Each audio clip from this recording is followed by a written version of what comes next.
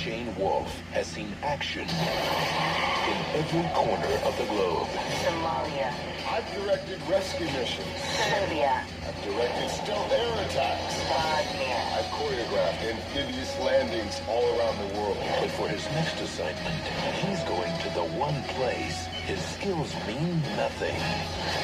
Suburbia. Oh, you gotta be kidding me. From Walt Disney Pictures.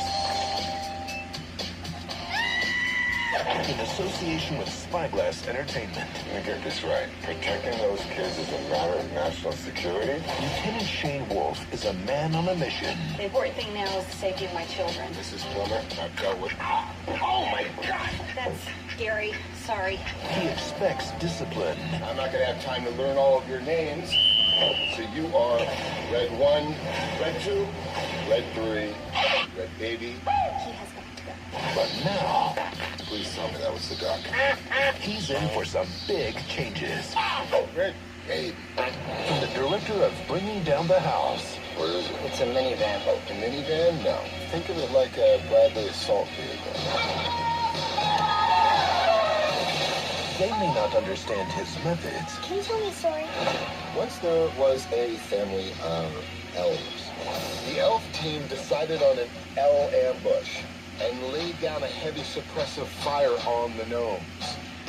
But the last guy they ever expected may be exactly Let's move out! what they need. I've never left America hurt. Duty calls. We're good. Vin Diesel. Somebody's got to give this punk a talking to. Why don't you pick on someone your own size? Oh, that is so gross. Come on, I'll be your daddy. The chicken wings. Crowbar. Finally. The pacifier. The pacifier. We're gonna be late. Not on my watch. Land! Now, I know what you're thinking, and yes, this has the makings of a really bad movie, something like an Are We There Yet, or A Son of the Mask, or even A Man of the House, but, prepare to be surprised at what I have to say about this movie, because, this is Vin Diesel, and he plays a Navy SEAL who, after a failed rescue mission, is assigned as a babysitter to a dead man's family. The family including such people as Faith Ford as the mother, Brittany Snow from American Dreams as the teenage daughter, Max Thoreau, and also, I believe Morgan York, I'm sorry, from Cheaper by the Dozen. I thought that was somebody else, but yeah, this is directed by Adam Shankman, written by the guys who did Reno 911, and I think because of that, because of those people right there, the movie is not as bad as you think it is. I would even go as far as to say it's a fun little movie. Is it a great movie? Oh God, no. It's not a good movie by any means necessary. I would put this on the same level as something like Daddy Daycare from a couple years ago. A movie that is clearly going for something that's made for a typical family audience, or even Cheaper by the Dozen.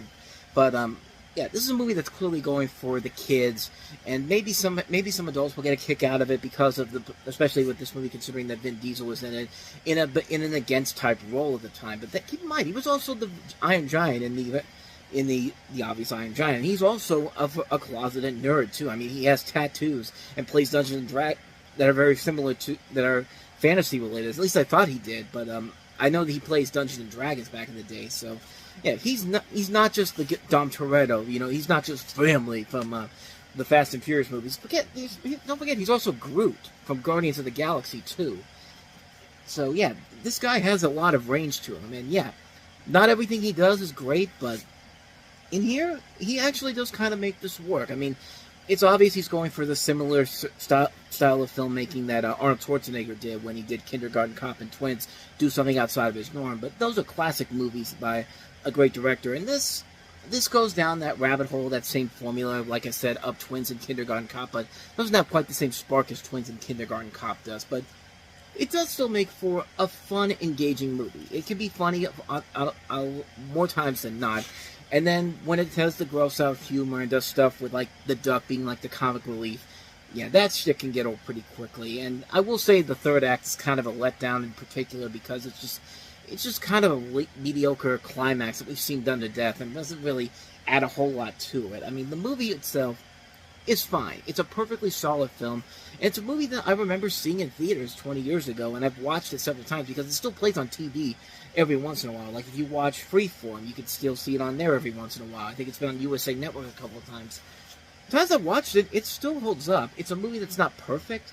It's not entirely funny, but it does have enough laughs and enough heart to it to make a solidly entertaining movie. And I think it's because of the people behind the scenes. I mean, Tom Lennon and Robert Grant have done a lot of great comedy over the years through various projects. Adam Shakeman's one of those great comfort food directors. Like, whenever you see him direct a movie, kind of like with Sean Levy, he knows enough to entertain the audiences while not feeling like you've been completely insulted by your intelligence and being completely insulted by it.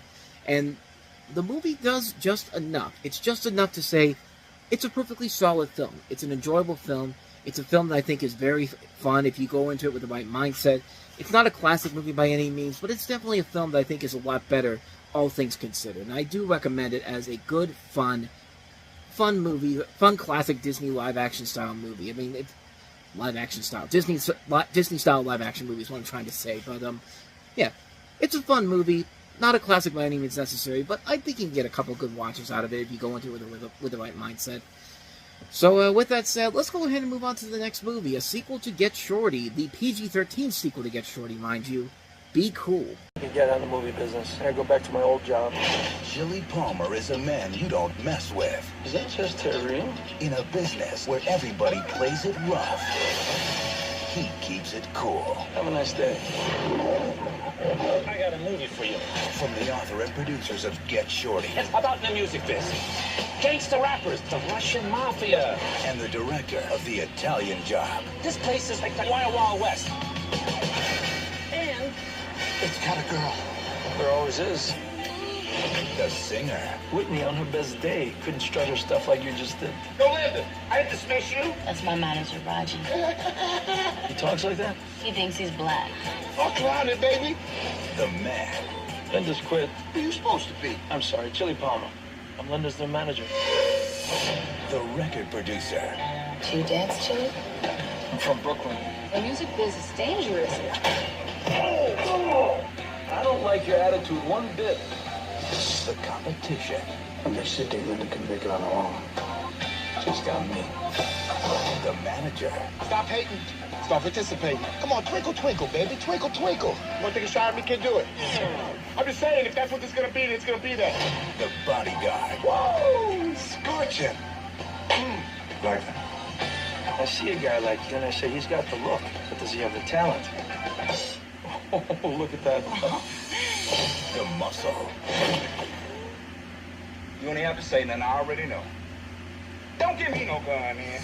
The rap mogul. Wait, my rap. Oh, here we go. Good morning, guys. Hey, y'all speak to my daughter. Good morning, John.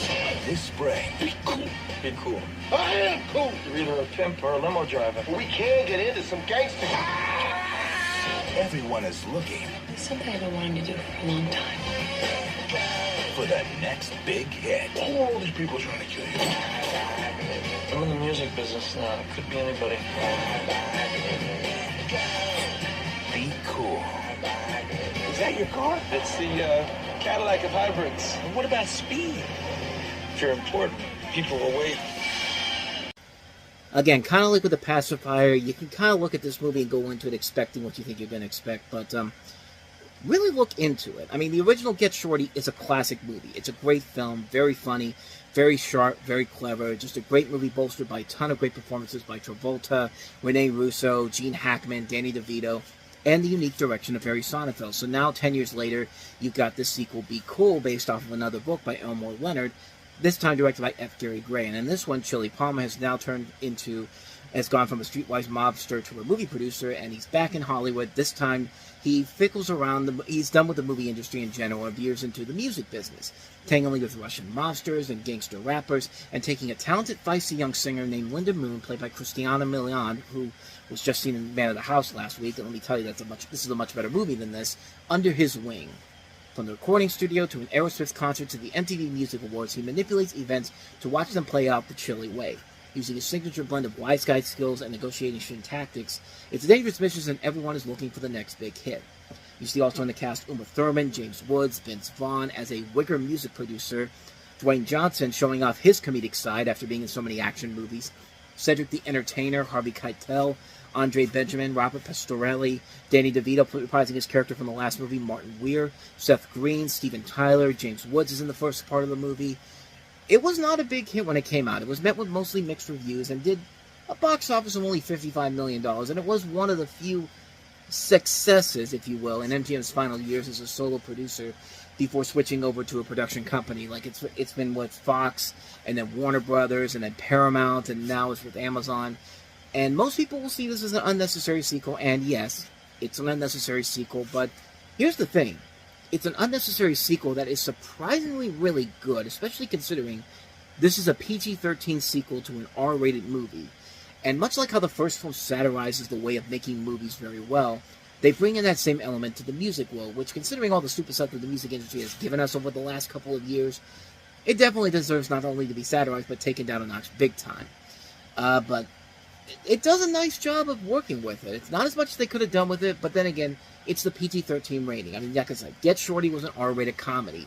This is a PG-13 rated sequel, and that's maybe the film's overall biggest problem, is that we don't get a lot of those heavy R-rated jokes that the first film had, and that's really disappointing. But to be fair, they do use the one F-bomb in the PG-13 rated movie you get, and do it well in the first bit of the movie, where John Travolta's talking to James Woods about the whole thing about, you know how you can only say the F word in one is once in a PG-13 movie, and James Woods is just like, oh yeah? And John Travolta's just like, you know what I say to that? Fuck that. And then that's it. That's the last time you hear it. Which, yeah, the comedy's very good here. The stuff with the Russian mobsters is actually pretty funny. The stuff with Andre Benjamin is also really funny, too. I really like him a lot in this. Vince Vaughn and Dwayne Johnson play these stereotype characters so well, and they provide a lot of the film's strongest laughs. Dwayne Johnson is great in this, but Vince Vaughn, in a role that could have easily gone completely off the rails, is absolutely brilliant in this. He's freaking hilarious in this movie. Like, he really is great. Like, he's one of the funniest things about the whole movie in general. The cast overall is great. They all have at least one funny moment within the film themselves. They play their parts well. There's never any person in this movie that kind of feels left out or has this bad role in the movie. Yeah, it's nowhere near as good as Get Shorty, but at the same time, it's got a tough burden on its part trying to make a movie that's not only on a level as with the first film set, but just to be good. And for what they tried to accomplish, they did a pretty good job with it. Does it have flaws? Absolutely. But then again, every movie has a lot of really bad flaws. This one's flaws don't take away the overall enjoyment of the film, and there is a lot to like and be cool. It's very funny. It can be silly at some points, but it works in the film's favor. It's just a good, fun time. It's a really funny film. I really enjoy it a lot. If you like the first Get Shorty and you go into it with the right mindset, you can definitely find a lot to admire about Be Cool. I think it's a really funny film. I recommend it highly. Definitely check it out. So, let's go ahead and move on to our last movie, and that is Adrian Brody and Keira Knightley in the thriller, The Jacket.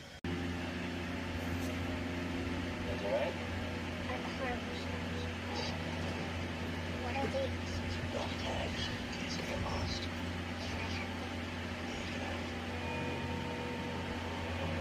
Jump on in. You ever been to jail?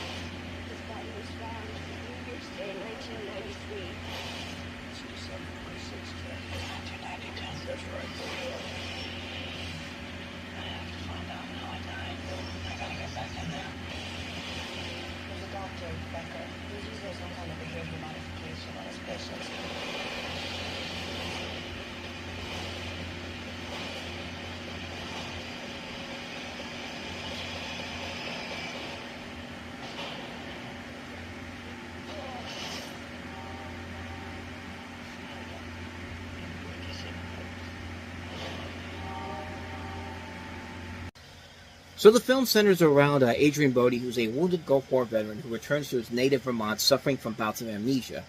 He's hitching and gets picked up by a stranger, and things go wrong when a cop pulls them over and is murdered by a stranger. The vet is wrongfully accused of the killings and lands in an asylum, and a disreputable doctor played by Chris Christopherson provides a couple of experimental therapies, resurrecting him in a modified straight-jacket-like device, and locks him in a cadaver drawer in the basement morgue.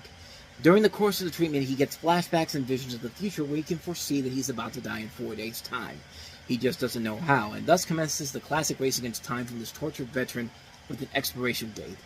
And apparently it's a time travel movie, too, because he could travel into the year 2007, which, man, this is a movie that has a lot of good ideas, but just...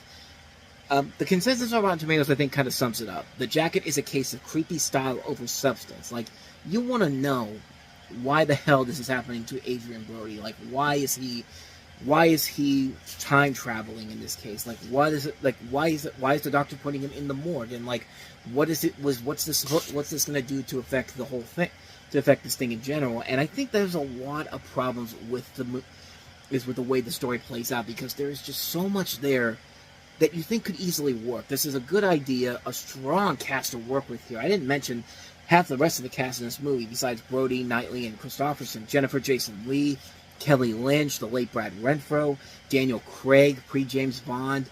I mean, just an incredible cast in this movie.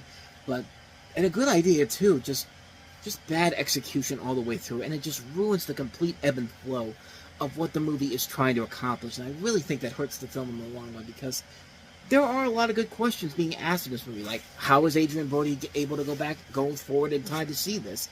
Like, how is he back in 1992 all of a sudden? Like, how is he going to die in 4 days? Like, all these good ideas just poorly executed in a really lackluster script by people that I think clearly were not meant to make this movie a great film in general. I think they were just there to take it because they thought, hey, I've got the script, I've got these actors to work with here, maybe there's an opportunity here for me. And I've never seen anything that this director, John Mayberry, has done, nor have I seen anything from this writer in particular, Messi Tejjiran, who's like an Iranian-American screenwriter. Although she did direct Last Night.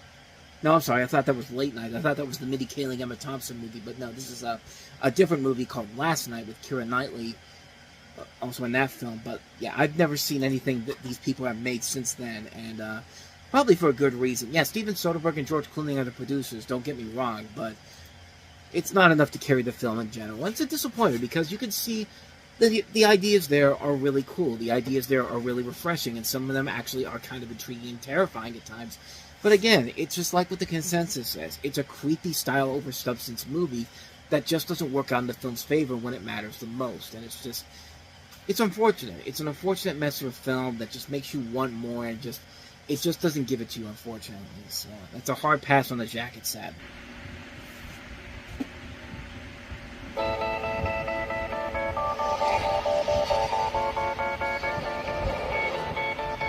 There you are. I told you I'd find him. It's a mother's instinct. Instinct? He left us a note. I'm leaving. I'll be at the train station. I'm going to Robot City. I'll make you proud. There comes a time in a young person's life Oh, that's perfect. That'll be $50. when he must show everyone Yeah, loving it, loving it, loving it. I don't want any pictures. Well, that's all right. There's no film in the camera. Would you like to buy maps of the stars' homes? Where'd he go? what he's really made of. Put your head between your legs. Huh?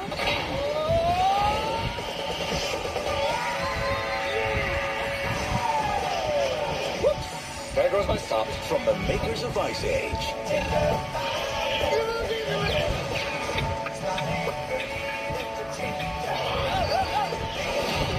Used to be a lot worse. They had this giant hammer. Oh, they brought it back. Just stick with me, kid. I know this town like the back of my hand. Hey, that's new. We don't get fooled again. Ewan McGregor. Copperbottom. Rodney Copperbottom. Oh, hey, everyone. Rodney's here, the roadster. Halle Berry. No! That was an accident. I meant to do this. Oh. Greg Kinnear. Bye, Pop. So long, son. Good luck with your dastardly plans. Mel Brooks. Hey, who's the dame with the sweet keister?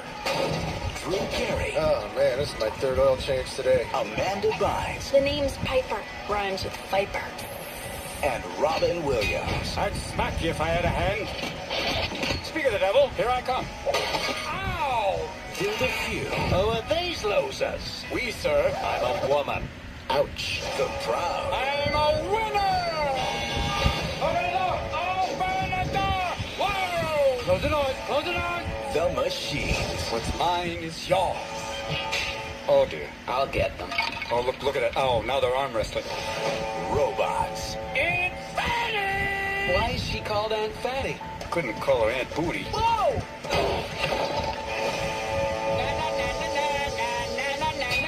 Whoops.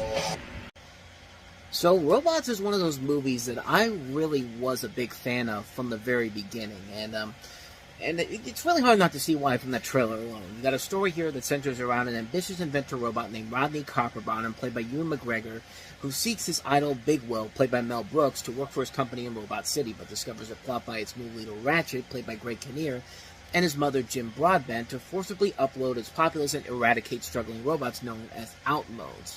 In addition, you have a cast that also includes the previously mentioned Halle Berry, Amanda Bynes, Drew Carey, Robin Williams, Jennifer Coolidge is also in there, as well as many voices. Like, this movie has a ton of voices in here, even for like little roles in the movie. Like, they're all over the place. Like, let's give you kind of a rundown here of the names that weren't mentioned in that trailer, but are definitely part of the film.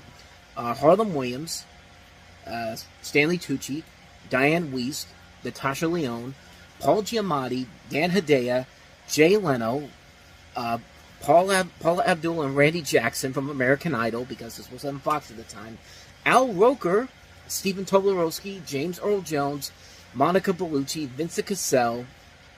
Just a ton of names in this movie, and these are people that play small roles in the movie as well. Like, these are people that don't play like big names in the movie. Like, they're just one-off characters. Like, the Paul Abdul and Randy Jackson are wristwatch that are seen in one scene in particular, and really you wouldn't have even known they were there unless I told you they were there, and they were the wristwatch.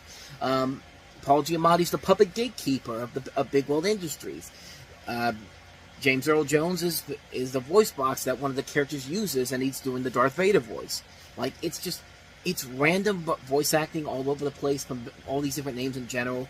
And yeah, this was back at the time when they did use the names to sell these movies. I mean, the animation didn't really sell the movies back then, but nowadays we kind of have gotten to the point where let the animation sell itself. Like you see in trailers now, they show you all the animation, and then when they get to the credits, they show you the names that show up at the end of the trailer, instead of just what they did back then. But the movie itself, though, is really, really good. It's a really inventive film.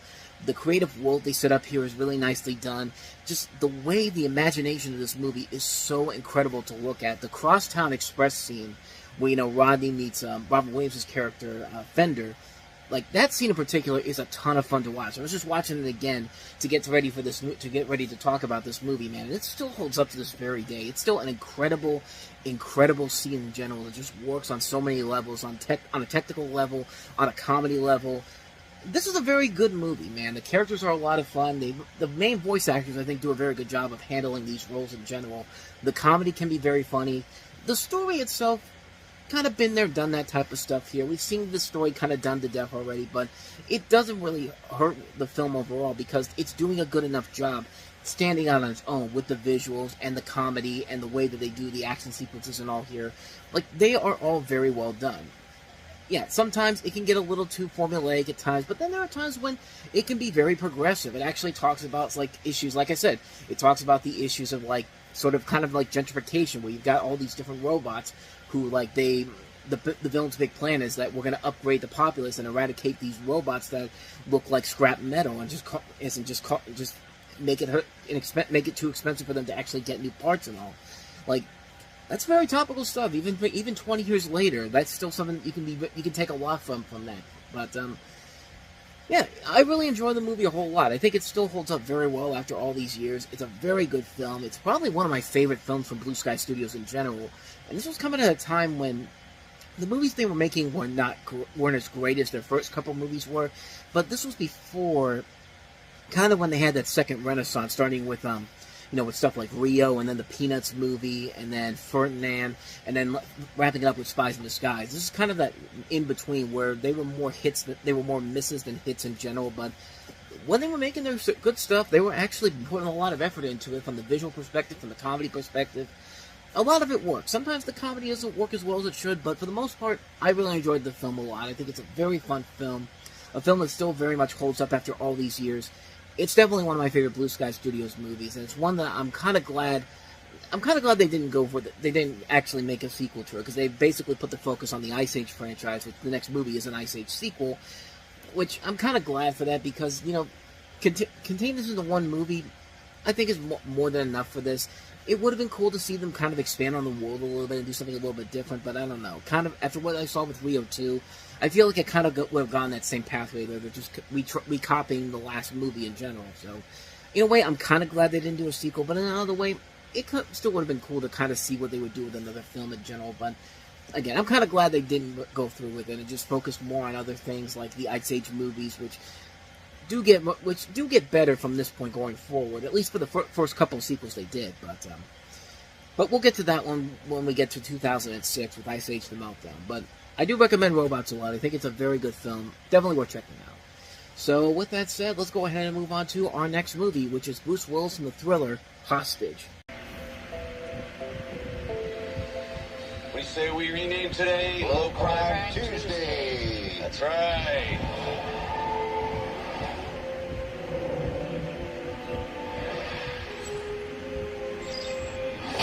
Tommy!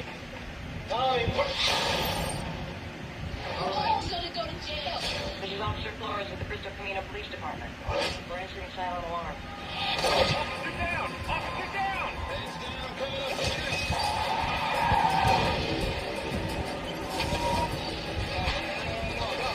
He's back! He's back!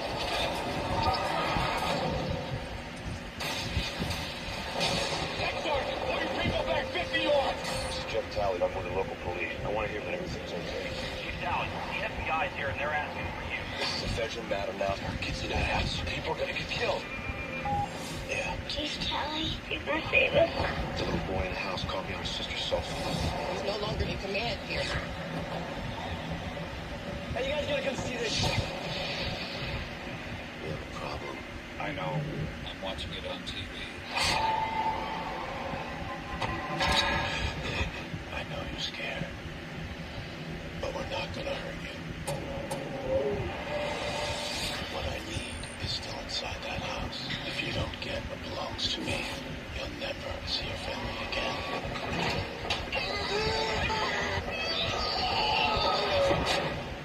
From this point on, you control what happens to them. And then he goes on to star in Perfect Stranger. Not a good move on his part, but I digress. This is Hostage. This is based off of a book of the same name, and was adapted to the screen, with Bruce Willis starring as a police chief who takes place as the negotiator where the family of a wealthy accountant is held hostage by 3 teenagers. But all of a sudden, a situation pops up where they use that cop in particular to get inside the house himself, and basically the robbers are basically using his family as the hostage technique to get him to do the job for them. And this is one I did remember going to see in the theaters because I like Bruce Willis. I just seen the Die Hard movies for the first time, and I wanted to see a lot more of his movies. So anytime a new film came out, I got optimistic and excited to see what he could do. And I did remember liking the film at the time. I hadn't seen it until I was getting ready to watch this again to talk about it on the show. And I did watch it, and honestly, I still like it, but I definitely see a lot more of the flaws to it than I did back in the day. Because there's a reason I kind of didn't want to watch it again after the first time I saw it. It does get kind of generic in terms of the story department and where it's going to go. I think it's a really interesting concept, though, where you have this cop who's basically trying to stop these robbers from basically kidnapping this family and stealing all this stuff, and then they got to use the cop to get them to do their dirty work for them. It's an interesting idea, but the tonal shift, I think, is really where the film really does lose me. I think in general that the film really, it works for the first half. The tension is there in the first half of the movie, but then when they have to go to the second half, where we have to have the big twist in the movie, it just really kind of falls apart at the end. And basically the movie has no idea what it really wants to be, basically turning one of the bad guys into just a straight up Hannibal Lecter type of person, because all he does is he turns into a serial killer madman by the end of it. Like, he sets the house on fire, and like, he's seen as this dominant threat, and it's just like nothing about what happens at that point ever comes into comparison to what actually happens within what this guy was like in the first movie. It's like there was a tonal shift that just really came out of nowhere, and it just really kind of ruins the ebb and flow of the film. And it's just like what are you guys doing? Like, it really just falls apart at the worst possible time. And it's just like, so much of this movie could really work in the long run, but it just doesn't have enough there in the end to like really do something that's outside the norm, and just kind of just does the same thing we've seen done to death so many times. And it's just like, it kind of falls flat pretty much. It falls flat on what could have been a really good what was a really good first half in general, and just really just falls apart after that. And it's just like, it's just absolutely pointless. It's a film that just becomes so pointless by the end of it, and it's just like, I really felt let down by watching it again. Like, I still enjoy it for the most part for the first half, but the second half is really where the film starts to really take its toll big time, and just kind of falls apart at the seams fairly quickly. So, yeah, overall, I still like the movie, but there's a reason why I haven't seen this movie in nearly 20 years, and probably why I won't probably check it out again for a long, long time, because it really is not a good film. It is a good film, but it's just one that I think for a one-time watch it's fine, but don't expect to watch this on multiple occasions afterwards, because, yeah, it's just not worth it to watch it more than once. At least I think it isn't, so. So let's go ahead and move on to our next movie, which is Kevin Costner and Joan Allen in The Upside of Anger. No, I'm not going to pull any punches here. Your father has run off with his little Swedish secretary and moved back to Sweden. Are you okay? I'm a wreck. He doesn't live here anymore, Daddy. He doesn't exist. What do you mean he doesn't exist? Guess what? You're baseball stuff. Talk baseball. I don't want to talk baseball. You used to be my idol. Now I think you suck. Oh, well. I think he just hung up on our last listener. I've honestly given Kevin Costner kind of a bad rap in the last couple of weeks. A couple weeks ago on the Review Network Talks About, I talked about how I didn't like the fact that he keeps gambling these big budgets on movies that nobody really wants to see. And it just, like, this time, with this recent film he did, Horizon, like, it probably makes people feel like I hate Kevin Costner. I don't hate Kevin Costner in general. I've seen a lot of great movies where he really does show that he is a really good actor. And this is definitely one of those movies that I really like him in. I think he's very good in this movie. And in the film, you have Joan Allen, who plays a sharp-witted suburban wife who's left to raise her 4 headstrong daughters when her husband unexpectedly disappears. And things get more hectic when she falls for her neighbor, played by Costner, a once great baseball star turned radio DJ. This leaves her daughters out on a limb. They're forced to juggle their mom's romantic dilemmas as well as their own. And the daughters, some notable names in there, including Eva Rachel Wood, Alicia Witt, Kerry Russell, and Erica Christensen. This is directed by Mike Binder, who has made some films that we've talked about on here. Not many great ones in general, like Crossing the Bridge, Indian Summer, Blank Man. I don't think we covered The Sex Monster, and if I did, I don't really remember it. Yeah, I don't think I've ever talked about that one, but that was another one that he did. But this is probably one of his overall best films in general. It's a really good film. It's a really good romantic drama that really, with a lot of comedic elements to it, and it really takes this turn in the second act that doesn't really feel like it's anything we've seen done before. It's actually a very unique twist, kind of like the opposite of what happens with Hostage, but it feels like a film that you've seen done to death so many times.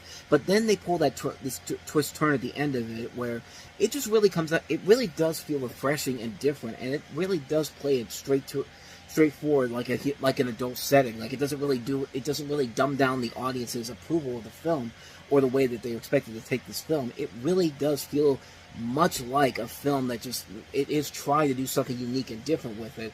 And I like the twist, and I like the change that they made with it. I like it's a twist that does come out of nowhere, and it's a cold, hard bit of reality. Like I've always said before, life has no happy endings, and I like the way that actually like the way that this movie has the balls to say life has no happy endings. You just got to accept it, and yeah, the film does a very good job of handling that. I think it's a very good, solid twist ending that really doesn't come out of nowhere, but it just I give it a lot of credit for having the balls to go ahead and do that, and it does work itself very well to a T. It's a very good film.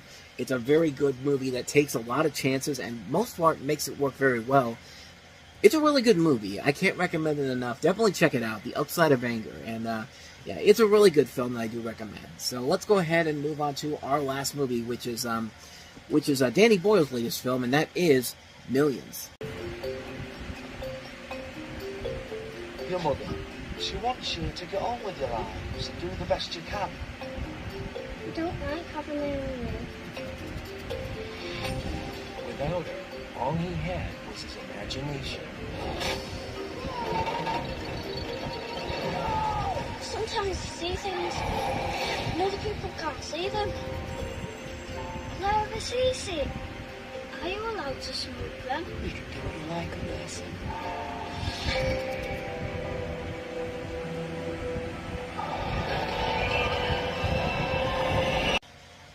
It's funny because I was about to make a joke about how the box is like the box from SpongeBob, that episode where Patrick and SpongeBob have the box and they just create their own imaginary adventures, and I was about to make a joke of that. But as soon as I stopped that clip, the plot of the movie actually comes into play here, and I didn't really get to that point in particular, but this is a film where the UK is about to switch its currency from pounds to euros, giving a gang a chance to rob the poorly secured train loaded with money on its way to incineration. But during the robbery, one of the big bags falls literally from the sky on Damien's playhouse, a 7-year-old given to talking to saints. The boy then starts seeing what the world and the people around him are made of, ethics, being human, and the soul all come to the forefront in this movie. This is a film directed by Danny Boyle, and it's another really good movie that just shows what Danny Boyle's range as a director can really be. Like I've said before, this is a director that can do so many different genres and create this unique and incredible storyline here. This is his family film, and it's a really good family film, mostly benefiting by this great performance by Alex Attell, who plays Damien here, and you also have a really good cast of relative unknowns in general, and it's just a great kids' adventure film. It's a film that shows what Danny Boyle is capable of doing, at least with another genre outside of his own. Keep in mind, this is the guy that had just done 28 Days Later, which was a zombie movie, and now he's moving on to this kids' film, and it just feels like it's just the way that he's able to go from one different genre to the next. It just takes my breath away of how much this guy can do so many different genres and keep hitting bullseyes one after another. And like, yeah, he's had a couple of misfires here and there, but even the misfires are not bad movies in general. They're just missed opportunities, and this film is certainly not a missed opportunity. This is a really good film that I don't think a lot of people even have gotten to see, but it's definitely worth checking out. It's one of Danny Boyle's more interesting and unique films he's made as a filmmaker, and it's just a really good, fun kids film. It's a really good movie, really great visual, impressive film in general, with a lot of very good talent involved. Can't recommend this one enough. Definitely check it out. Millions is definitely worth the watch.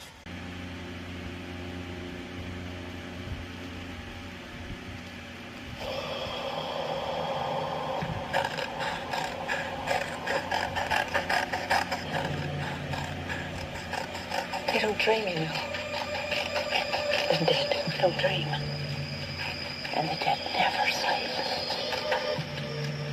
They wait. They watch for a way to get back. My baby told me to. Just like yours will tell you. And you have to do it. You have to send it back. They stop me. Don't let them stop you. You have to listen to the voices. You did it. You let the dead get in. You let the dead get in.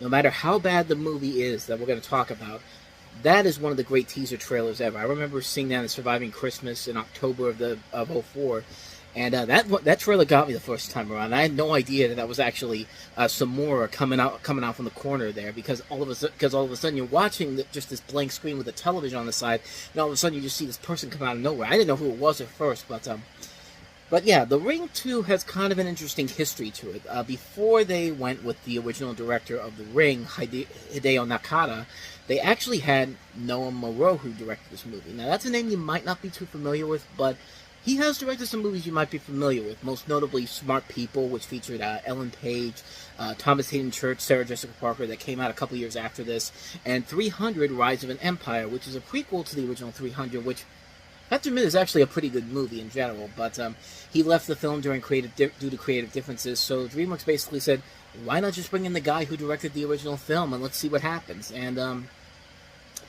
yeah, needless to say, that did not work out in their favor in the long run, but in the story here of The Ring 2, you got a high school student named Jake who tries to make his girlfriend Emily watch a cursed tape, the cursed tape from the aforementioned first movie, where, of course, if you watch it 7 days later, you end up dying.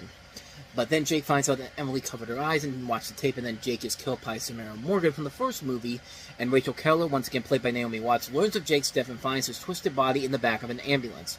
Rachel then realizes she once again has to save her son Aiden from Samara, the evil ghost child, who's now a grown-up in here, and played by Kelly Stables, who's, if you watch 2.5 Men, you know exactly who she is. She was Melissa on 2.5 Men. She's done a lot of voice work in the past. She's done work for video games.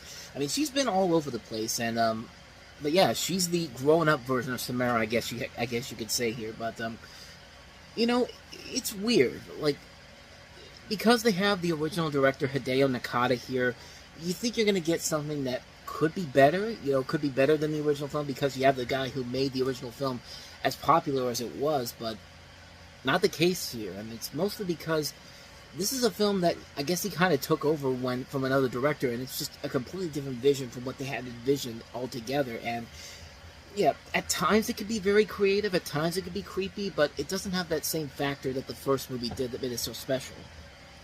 Like, the original American version of The Ring still holds up and still has moments that will still creep the living hell out of you. This, not so much. I mean, when you have a scene where you have all these deer that all of a sudden attack Naomi Watts, and it looks incredibly fake with the CGI, it's just like, you know, you've already lost the thrill factor here. Like, it's already out of the woodwork here, and it's just like, it just feels like a film that was just all over the place, and made specifically because the first movie was such a big hit. They really had no intentions on actually making a good movie here, and just said, fuck it, just give us something that looks like the original film. Excuse me. Ugh, good lord. Sorry. Just give us something that's like the original film again, and we'll sell, and we'll probably make a good chunk of money off of it, which they did. I mean, this was a hit film in general, even though it wasn't as big of a success as the first movie was, but $50 million budget still made over $160 million worldwide, so it still made money for them in general, and led to a third installment in the series, which is somehow even worse than this movie. But then again, when you wait 12 years to make it, and you only make it because of name recognition, and have no purpose whatsoever to having everybody to having that story, and just changing your own rules, yeah, it just doesn't work overall. And it's just such a mess of a film, man. Like, the possibilities are there, especially with the director back, but this is a film that is clearly not what they expect, is not what they wanted, and they basically made it just because the first movie was such a success. And yeah, it's just, that trailer is the most memorable thing you'll take from this movie in general. Everything else, complete garbage. But give it this, it's better than Rings. We'll get to that one in about 12 years' time from when we're doing this. But so that is The Ring 2. So let's go ahead and move on to the next movie we have here, and that is Michelle Trachtenberg in Disney's Ice Princess. Food's ready. That's $7.30 total, or $4.05 and $3.25. Or if you want to split it the other way, it's $1.75 and $5.55. You can keep it all if you just stop doing that. For Casey Carlisle, getting A's was easy. Oh, come on. Like you didn't get an A? Not with the plus. Scary. But fitting in. I don't really go to parties. Sorry. Was was nearly impossible. Any way that I could take a few lessons? Welcome to our snowplow sand class. I'm going to the 2010 Olympics. Could you try not to, like, squish me? Until the moment, I bet there is an exact aerodynamic formula. a twist of fate spun her world around. You just landed a triple. When you signed with Nike, remember, I'm a size 6.5. This spring, Heard you landed a triple.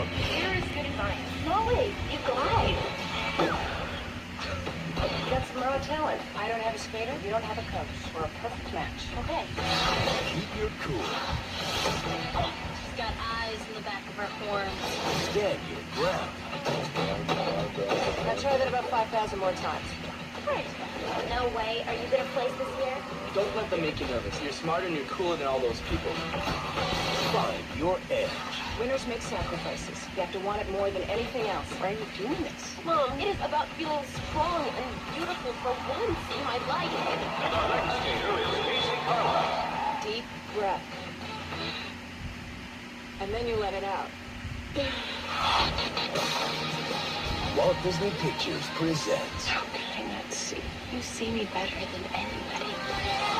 Joan Cusack, Kim Cattrall, Michelle Trachtenberg, With this kind of scalar, anything is possible. You need the 2006 Olympics.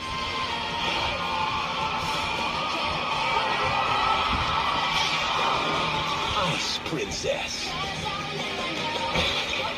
Just can't keep off the ice, can you? Okay, first of all, it's hard not to look at this movie a year after, you know, Michelle Trachtenberg was literally taking off her clothes in Eurotrip. I mean, and they were lucky because she was 20 years old. She was 20 years old when this movie came out. So, and Eurotrip came out in 2004, so that means they filmed it in 2003. So, they got lucky because she would have been 18 when they made that movie. But yeah, it's kind of hard not to take this movie all that seriously when you just had Michelle Trachtenberg in a movie where she's literally getting naked, not naked, but like she's getting close to being naked in a Eurotrip and kissing her brother in that movie. Like, yeah, it's weird watching that movie and then going straight to this next movie here. And it also doesn't help that she's 20 years old when this movie came out. And she's supposed to be in high school. Like, I don't know. Like, it's kind of like Man of the House all over again. But this is slightly better than Man of the House, but not great either. So, as you see from the trailer, you've got a story where Trachtenberg plays Casey Carlisle, a normal teenager who gives up a promising future academic life in order to pursue her newfound dream of becoming a professional figure skater. That trailer pretty much gives you every single spoiler from this movie. There's really nothing new that you haven't seen done before in this movie that hasn't been done in something like The Cutting Edge or other these underdog sports movies in general. And I guess, to the movie's credit, it's fine, I guess. I think you can watch it and be like, okay, I've seen this movie done to death before, but you know what? It's not the worst thing I've ever seen before. Everybody's giving it their all. Michelle Trachtenberg's doing the best she can with it. You know, Joan Cusack is in it. She's fine. You know, Kim Cattrall's okay in this. So is Hayden Panettiere. But everything else is just like stuff we've seen done to death so many times before. And it's just like, there's really nothing about the movie that makes it stand out on its own. I guess the one thing I think that works towards the film is that I thought the soundtrack overall was pretty good. I thought the opening song of the movie, Reached by Kaylee Peters, was pretty good. And this was also a soundtrack that also includes some notable songs like Natasha Bedingfield's Unwritten, which is a really good song. But yeah, other than that though, this is just a film that is just really, it's kind of mediocre. It's a really bland film in general. It's a movie that I think knows exactly what kind of an audience it's going for.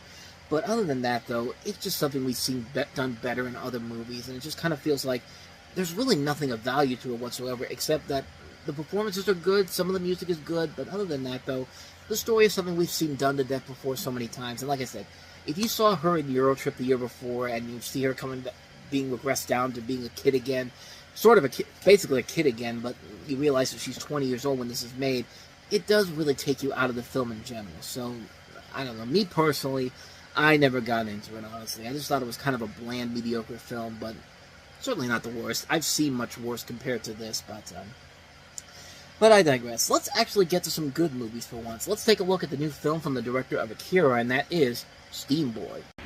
Katsuhiro Otomo, the director of Akira, comes as the next creation, and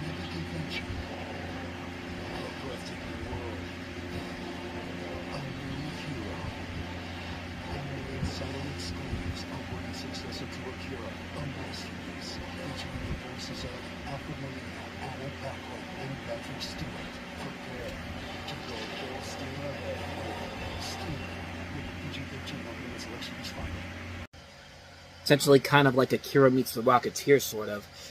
This is a story about a young inventor named Ray who's living in the UK in the middle of the 19th century, and shortly before its first World Expo, a marvelous invention called the steam ball, behind which a menacing power is hidden, arrives at his door at his grandfather Royd in the U.S. From his grandfather Royd in the U.S. Excuse me.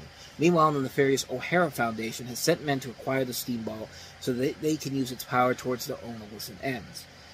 And this is the first film this guy has directed since Akira, and Akira is a masterpiece movie in general. And that movie came out in 1988, depending on where you watched it from. It could be at 1987, 1988, 1989. This is almost 20 years after that movie, and this is his first film since then, so big shoes to fill with this movie. And yeah, the animation looks great, the characters are pretty fun as well, the voice work is very well done. Even the dubbed actors like Anna Paquin, Patrick Stewart, Alfred Molina, Robert Atkin Downes from Gotham. A good cast overall in here, but the story, it's something we've seen done before. But like I said, it's basically Akira meets the Rocketeer, except not quite as good. I mean, like I said, I think what carries the film overall is the animation. The animation overall is really good. The action sequences can look very impressive. The visual aspects look very impressive. You could tell this was made by the same people that made Akira. But at the same time, though, Akira is still a tough movie to not just surpass, but even try to come close to. And this movie had too many big shoes to fill, I think, really, to carry the load in general. And I think because of that, it kind of suffers from it in the long run here. I've only seen the English version of it. I haven't seen the original Japanese version. So who knows? Maybe it might actually be a different version than that. But who knows? But as far as the version I saw, the English language version, I mean, it's fine. I'm saying it like it's a bad movie. It's not a bad movie. It's just a passably good movie. It's not a great film by any means, and certainly pales in comparison to what this guy did with Akira 20 years prior. So, I mean, my quick thinking on that one. But maybe I gotta find the Japanese version out there. I'm sure I could find it somewhere in the U.S. so I could watch it. But yeah, other than that though, just a good movie, not a great one. So let's go ahead and move on to our last movie, and that is Woody Allen's Melinda and Melinda. Let me tell you a story, and you tell me, is it material for a comedy or a tragedy? It's a small dinner party. Can we go to dinner already? I'm running out of obsequious banter. Suddenly, an unexpected person shows up. Melinda? Melinda, what are you doing here? I could use a drink. Champagne or white wine? Wait. You have the makings of a delightful human comedy here. Hurry up, I'm running out of obsequious banter. You're dressed very sexy. Melinda, hi. I just took some sleeping pills. How many? 28. Call 911. Hey, just eat, it's gonna get cold. I'm gonna be sick. No, that's the best thing. No, that's the carpet. That's a new carpet. Where's the bathroom? Doug and I know somebody who would be perfect for Melinda. I have a very good prospect for Melinda. Can I get to know you better? He's smart. He's got a dental practice in Manhattan. What does she want to do with a dentist? She was already married to a doctor. A dentist is the same thing. Oral. He could establish something real, not more unrealistic pipe dreams. Oh, I'm sorry. Did that come out harsh?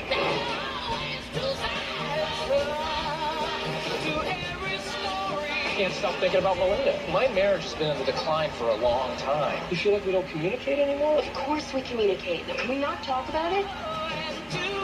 It was there in his talk, in his eyes. And you flirted back. It's not like we planned on it happening. Poor Melinda. What do you do for exercise? An occasional anxiety attack. What do you want? To want to live. I wish I could be with Melinda without hurting my wife.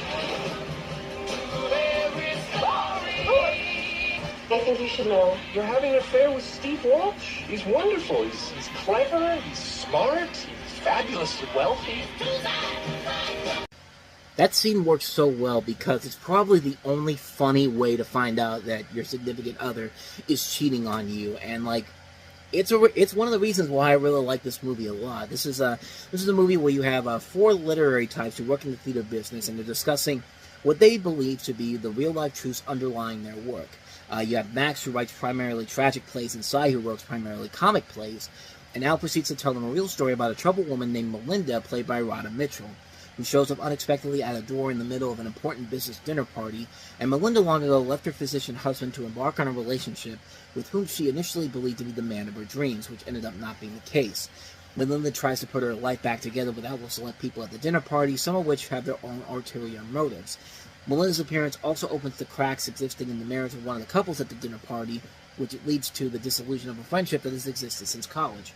While the basic outline of the story, Max and Cy try to make their points of life become truly a tragedy or comedy, or spinning Melinda's story with their own mindset. So it kind of has the feeling of a movie like He Said, She Said, from about almost 15 years ago, where you have two different stories in two different ways. Like in that film, you had one from Kevin Bacon's perspective and one from Elizabeth Perkins' perspective, which was a movie that was experimental, was pretty good, but didn't really go with the full potential of what they could work with here. I feel like this movie works that idea a lot better because it does work very well with these two different stories, and you have a really damn good cast to work with here. You have Radha Mitchell as Melinda, Chiwetel Ejiofor, Will Ferrell, Johnny Lee Miller, Amanda Peet, Chloe Sevigny, Wallace Shawn, Arija Barakis, Josh Brolin, Steve Carell, one of his early film roles, Vanessa Shaw. Just a really, really damn good cast involved in this. And Woody Allen does a very good job of keeping himself out of the picture, which was really one of the things that was hurting him overall at the beginning of the decade. And now that he's kind of stepped away, he's coming back into form of of the great director that he could be at this point. Because between anything else and what we're going to have throughout the rest of the decade, this has been a really, really good run for him. This is a really good run for him, and it continues with this movie here. And it's a film that it's actually part of two really good movies from him, because I like this movie a lot, but I'm definitely a bigger fan of his next movie we'll get to at the end of the year. Just a really good movie in general. I thought it was very funny. I like the way it balances comedic and dramatic aspects to a T, and it doesn't really give you a full conclusion. It's one of those movies it's one of these movies I like where it basically asks you, which version do you think is better, and like it makes you, the viewer, have to figure it out for yourself. And when it works, it works very well. And I think this is one of these movies that actually does that very well to a T. I think it's very well done. A really good film, a lot of great talent involved, good comedy, good drama. Definitely an underrated Woody Allen gem that I'd highly recommend checking out. Melinda and Melinda. It's gonna matter. Always gonna matter. It's about first impressions. Percy Jones, pleased to meet you. I like that solid grip. Dad, this is Simon. Awkward moment. It's about being yourself. We taught our girls to see only people, not color. Where is he? Oh my God! Are we being audited? It's about just getting along. Now you get in. Guess who? So as obviously you can see there, this is essentially a loose remake of the classic 1967 movie Guess Who's Coming to Dinner. But this time, instead of being about a black man meeting the parents of his white fiancée, the colors are reversed. So it's the focusing of a white man, played by Kutcher, meeting his black fiancée's parents. The father, played by Bernie Mac. His fiancée is played by Zoe Saldana. So I don't know. Let's see if we can work something here. Gamora. So basically, Gamora and Boog are a couple, and Alex's dad from Madagascar 2 is the father. I don't know. I kind of came up with that one at the last second, but you know what? This movie I think is a lot better than people let's say it is. It's a movie that it's a much better movie than I think most people gave it credit for. It was a hit when it came out, but it was mostly met with mixed reception from critics, and I mean I could kind of see why in general. I mean the movie does kind of. There are some times when the jokes don't work very well. The setups are very similar to many other movies done better. And it just didn't work as well as I think I just don't think there was enough there to really make this stand up on its own. And the biggest problem the movie has overall in general goes back to what I said at the beginning of this. It's supposed to be a loose remake to Guess Who's Coming to Dinner. Now, Guess Who's Coming to Dinner is a movie that has it went on to win several Academy Awards back in the day.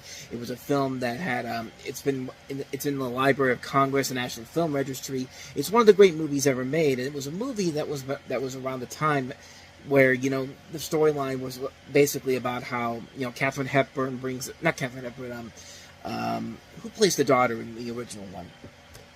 Katherine Houghton, who was actually Katharine Hepburn's niece, so that's kind of interesting to see. And that film had a lot of history behind it, most notably because it was the 9th and final pairing of Spencer Tracy and Katharine Hepburn, because Spencer Tracy was very ill during the filming of the movie, and he actually died 17 days after he completed his scenes in general, and he never saw the completed film. I take that back. Katharine Hepburn never saw the completed film because she thought it would be too painful for her, and it makes sense because, yeah, Spencer Tracy and Katharine Hepburn had been in a number of different movies together, and it was actually released 6 months after his death.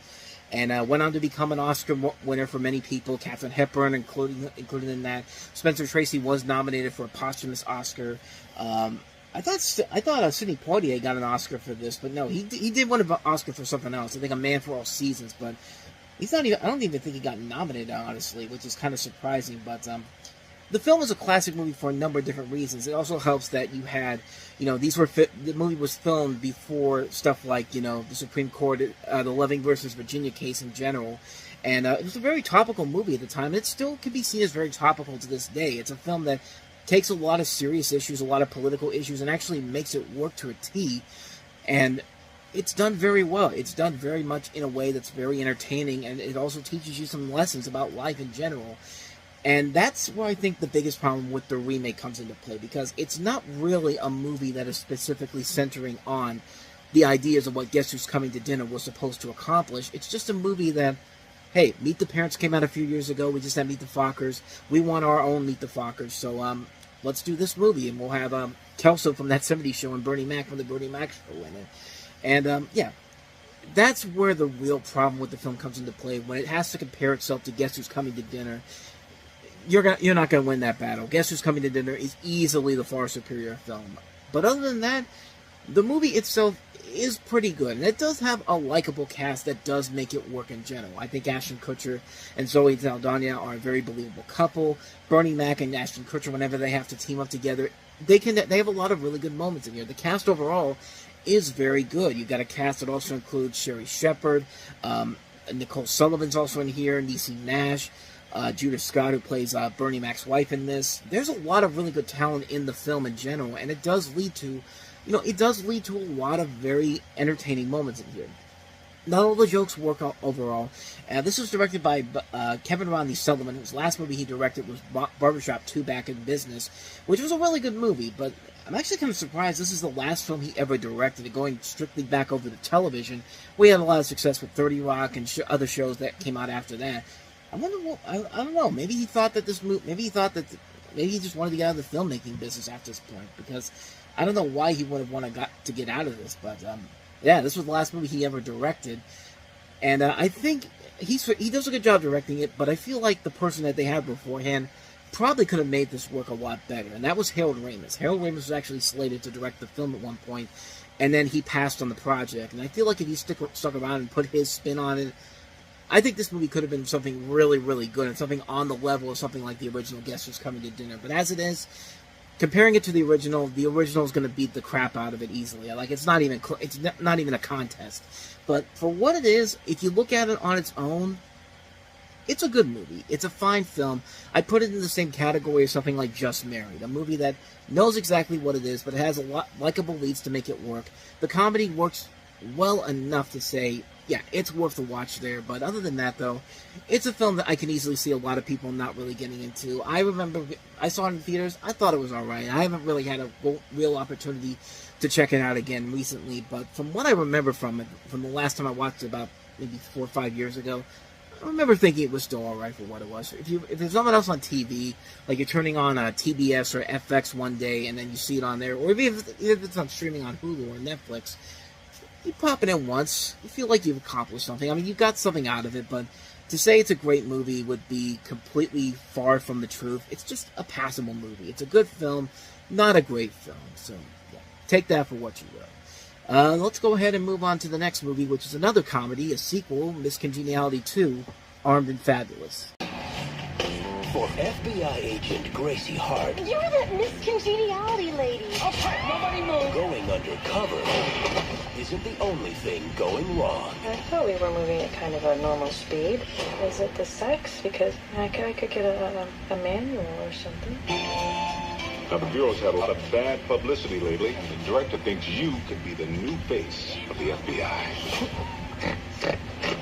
Now she's getting a new partner. Don't talk to me about pain, sister. You didn't just call me sister because I don't recall seeing a little skinny-ass white girl at the table growing up. First of all, thank you for calling me skinny. And she's taking on, Oh, yes. a whole new attitude. Neither you nor anybody else is going to turn me into some FBI Barbie. How do you feel about a push-up bra? How do you feel about a genital shocking taser gun? I'm open to it. Sorry to hear what happened in this United States. You've been kidnapped. The director wants you to handle publicity on this. You're going to be the hottest celebrity in Vegas. Nissan! Oh, Gracie, please help us. She's too young to die. And I'm not as old as I look. I can't just sit here. I have to do something. Oh, well, I'm Ida. Ida Flammenbaum. How are you? We're a team, as in I will kick your sorry ass if you don't listen to me. Team. First of all, if you remember correctly, it was skinny ass. This is my lovely nurse, Rosie. Hello. She gives a superb enema. I love my work. Which I guarantee you is probably not what Regina King said after she said yes to this movie. This is Miss Congeniality 2, Armed and Fabulous, and in this film you have Gracie Hart, once again played by Sandra Bullock, whose life as an undercover FBI agent is over, and in addition, her boyfriend from the last movie broke off their relationship in probably one of the most cringy ways possible. I mean, you see a little bit in the trailer there, but yeah, the way they knock him up, the way they take him out of the movie, it's just kind of like, really? Like, that's where you're going to go with that, but, begrudgingly, on the advice of a boss, once again played by Ernie Hudson, Grace decides to become the FBI's media relations officer. 10 months later, with the assistance of a style coach played by Diedrich Bader and a best-selling book about her experience behind her, Gracie becomes a design-clad media darling and the made-up face of the FBI. The new Grace is expected to be the exact opposite of Agent Sam Fuller, played by Regina King, a woman who, like Gracie before her pageant experiences, have deep-seated anger issues. The two don't get along, but that doesn't stop McDonald from assigning Sam to be Grace's bodyguard. The two are then sent to Las Vegas, Nevada, where Gracie's friend from the last movie, played by Heather Burns, and the longtime pageant host William Shatner are kidnapped there. At the FBI's Las Vegas field offices, the assistant director wants Gracie to be solely the media spokesperson on the case, the guy played by Treat Williams. But Gracie wants to be back on the field, especially when she uncovers some leads that Collins dismisses. Despite their antagonistic relationship, they have to work together to follow the leads. Along with them and Joel are an insecure FBI agent, the foursome who, in addition to finding Cheryl and Stan, must elude Colin's other agents. Colin, who wants Gracie and Sam back on a plane to New York and who covers the case-solving glory for himself. That's literally 2 minutes of me explaining the plot for this movie, and this is a long synopsis. And this doesn't even include the subplots in this movie, because there's a subplot that just kind of ends. Like, there's a subplot where, Gracie has to becomes friends with this little girl, and she is at the school, and it really does not go anywhere. Like, it's the last thing that happens in the movie, and when it happens, it's just like, that's it? That's how we're ending this? It's just like, it's just one of the many problems with the movie, and this is one of the last sequels that Warner Brothers was doing. This is around the time when Warner Brothers was going sequel crazy with their comedies, making these inferior sequels, because the first movies were such a big success. We had it with Analyze This, we had it with The Whole Nine Yards, we have it with this movie. There's some other ones I can't remember off the top of my head, but I know there was more than that. But yeah, the movie just isn't funny, and it just takes out all the charm, all the stuff that made the first Miss Congeniality such a fun movie in general to watch. And yeah, Sandra Bullock and Regina King, these two should be in much better movies in general, and they work off each other good enough, but they don't have a funny script to work with here. It's just a script we've seen done to death already. Like, we don't even know why half the people are even back here, except for the fact that they need to be there to continue the story along. Like, the new characters, played by great people, but just kind of wasted in general. Like, I like Treat Williams a lot. His character is completely pointless in here. So is Elizabeth Rome, who plays like the other FBI agent involved. The new love interest for Gracie is not really that engaging. He's no Benjamin Bratt, and like you felt, it feels like, I guess maybe he left before production was supposed to begin, because the way they got rid of him in the movie just feels like something that's just completely out of left field, and just feels like something that came out of nowhere because they couldn't get him back in time. Like around this time, like what else would Benjamin Bratt be doing? Certainly not this, but then again, he's definitely gotten better over the time. But I digress. But yeah, the jokes just don't work in here. The humor isn't there. The charm isn't there anymore. It's just It's your typical comedy sequel. It's the typical sequel where they just say, hey, what made the first movie great? Okay, let's chop 50% off of that and just put out an inferior project, and let's let the money come pouring in.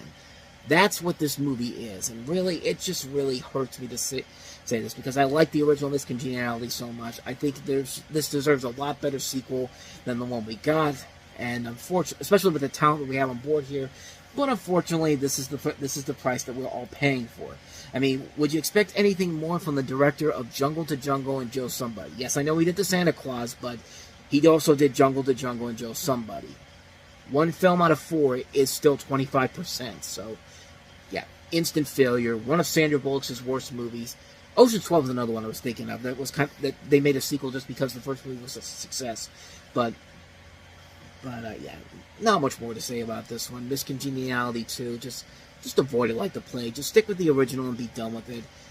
God, what an awful movie this is. So, let's get to some good movies. How about we get to some good films? And boy, do we have a great one for you. Here's the original Old Boy.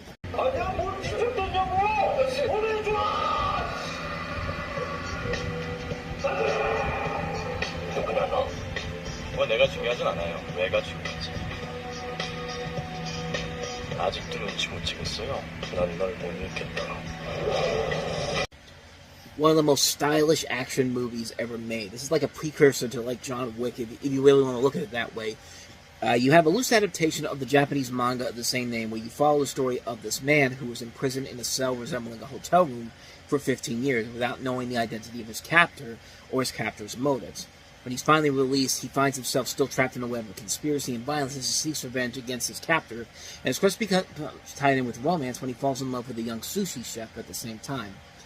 The movie is just badass. It's a really incredible action movie with a ton of great special effects, including one shot in particular that I would not be surprised if Guardians of the Galaxy 3, with that fight scene that they have with basically one single shot, got the inspiration from this movie. In fact, a lot of action movies probably got a lot of inspiration for this. It was a very influential action movie at the time, and it's a movie that has had a lot of legacies to it. I mean, there's been a lot of adaptations to it. Spike Lee made an adaptation of it in 2013, which was okay, nothing too spectacular, nothing too amazing, but certainly pales in comparison to what Old Boy is. This is a film that is just so enriching, it's so action-packed, the thrill factor is there. The cast overall is very good. Park Chan-wook does a very good job with the directing and writing of this. Choi Man-sik, I think I'm pronouncing the name right, is very good here. A lot of the people in here are very good. The action sequences are great. It comes off with a great payoff at the end. And it's just such a great fun time overall. It's a really amazing film. Not much more I can say about this one that hasn't already been said already. If you have not seen Old Boy, definitely seek Old Boy out. It's definitely something that once you see it, you're going to want to watch it again and again and again, because I know I certainly did the first time I saw it. So that is Old Boy, easily the best movie we have this week. So how do we top this week off? Another movie that wasn't that great. The last one we have here is D.E.B.S. Deep within a college exam is a secret test. It measures a student's innate ability to lie, cheat, fight, and destroy. Those who score well are recruited into a secret paramilitary university. Some call them seductresses. Some call them spies. Fools call them innocent.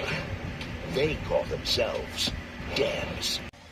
And I call this a total ripoff of Totally Spies and Kim Possible. I mean, it's literally the same concept, except more lesbianism in this movie. We'll get to that in just a second, but yeah, if you've seen Totally Spies and Kim Possible, stuff that came out before this movie did, then you pretty much know exactly what type of a movie this is going to be, except when you watch Totally Spies and Kim Possible, you actually get more out of it, but instead of that, you get whatever the hell this movie is. You've got a story that is about these four ladies who are recruited by the U.S. government for their unique ability to lie, cheat, and fight. They join an underground academy of secret agents known only as D.E.B.S. These crime-fighting hotties set out to save the world and keep their lipstick perfectly applied when doing so. Now the girls must combine their skills for their most important mission to capture vexing vixen Lucy Diamond, the deadliest criminal the world has ever known. When D.E.B.S. star player Amy falls for Lucy, chaos erupts and the D.E.B.S. loyalty is put to the test. I mean, yeah, like I said, it's basically Totally Spies and Kim Possible with a little bit more lesbianism because, yeah, you have one of the girls ended up falling in love with Jordana Brewster's character, Lucy, the villain in this, Lucy Diamond. And the film itself, like, it's just nothing. Like if you see the trailer and you get kind of an idea of what you're gonna get here, and the people involved in here are not bad. Sarah Foster, Megan Good, Devin Aoki, Jill Ritchie as the lead girls. They're all right in here. They do what they can do here in the roles. Jordana Brewster is fine, I guess, but there's nothing really about her in general that makes her that evil. That, you know, this has been my biggest problem with having a female antagonist in movies. Like I've seen so many movies where you get these really good talented people who look hot, and just basically they're not that threatening unless it's when a man's doing it. Like, it's not that it can't be done. I think Ava Green's probably the most successful one, who is a villain that can be really good. Like we've seen her be evil in stuff like Sin City 2 and 300: Rise of an Empire, where she really does get to show how much of an evil person any antagonist she can really be. But yeah, in here, Jordana Brewster just isn't it. Like, this just feels like a role that could have easily gone to somebody else in general. Like, you could have gotten somebody else to make this. Not even that, but you could have just.